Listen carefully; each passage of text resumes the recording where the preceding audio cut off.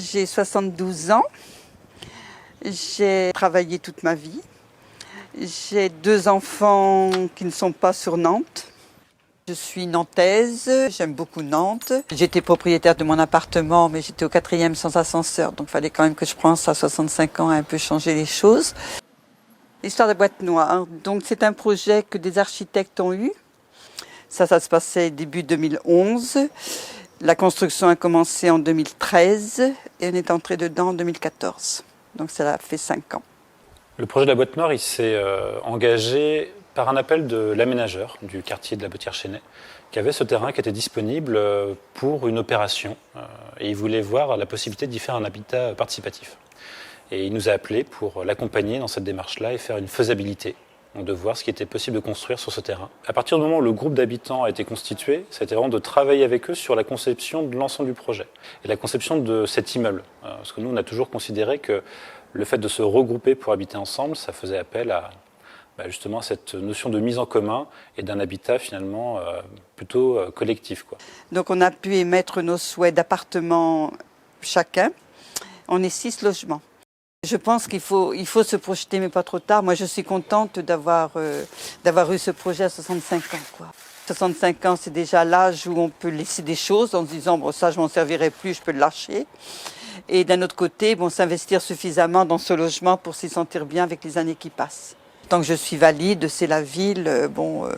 J'aime beaucoup cinéma, théâtre, donc moi, je suis la ville et on a la chance là d'être à proximité de la ville, quoi.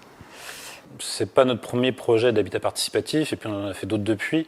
Donc on voit bien que c'est quand même des questions que les gens se posent, quand même, ça devient une question de plus en plus prégnante, pour de multiples raisons.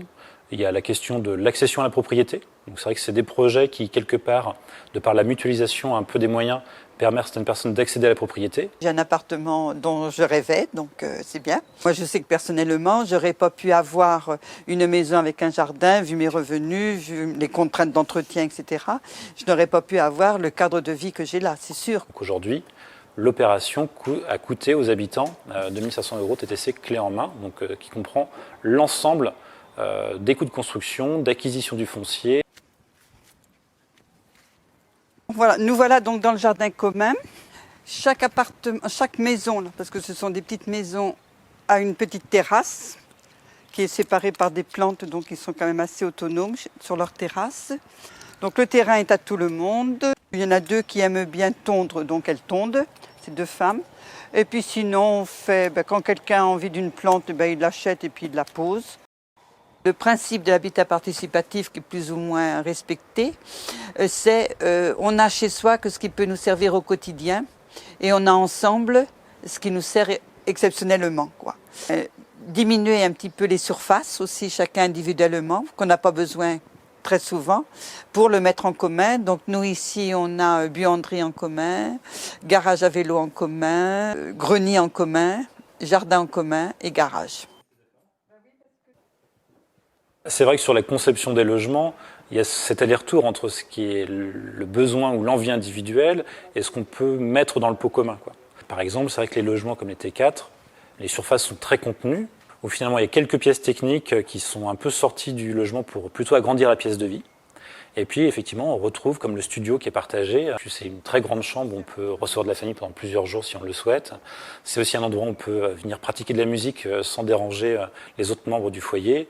C'est aussi un endroit où on peut peut-être des fois faire la fête.